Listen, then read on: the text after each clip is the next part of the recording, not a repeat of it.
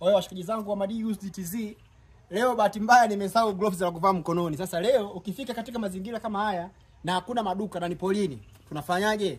Nimesahau gloves, sijui nitapata wapi. Cha kufanya unafanya under field condition, tunafanya hivi. Unachukua kinyesi cha ng'ombe, unajipaka mkononi namna hii. Ili ni gloves tosha.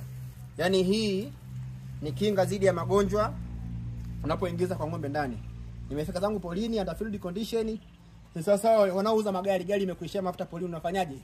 Wanakuvuta tu. Sasa leo nimefika kwa mfugaji na huko ni polini jamani. Naangalia gloves nimelisahau la kuvaa mkononi. Kwa unachofanya, chukua maji ya ng'ombe najipaka hivi. Kisha jipaka namna hii.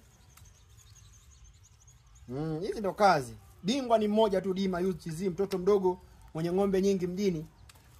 Kwa huduma bora kabisa. Na huyu ng'ombe wetu tunampima mimba. Tunaenda kumpima mimba kama ana mimba au hana mimba. Kwa huduma bora jamani za upimaji wa mimba, magonjwa kwa mifugo, ng'ombe wako anataraji kupandikizwa, wewe tupigie tu. Baada ya hapo nakuja kwa ng'ombe wako kama namna hii.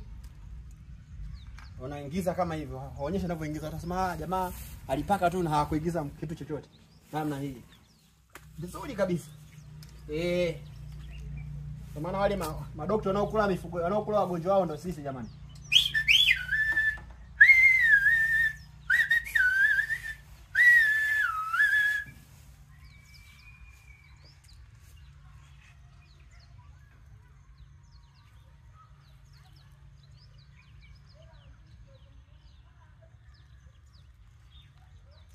Na hata ukiingiza kwa gloves unatoa uchafu namna hii jamani. Bingwa tu ni mmoja, mzee wa bei nyasi, Dima Used TZ. Ni mtoto mdogo mwenye ng'ombe nyingi mjini.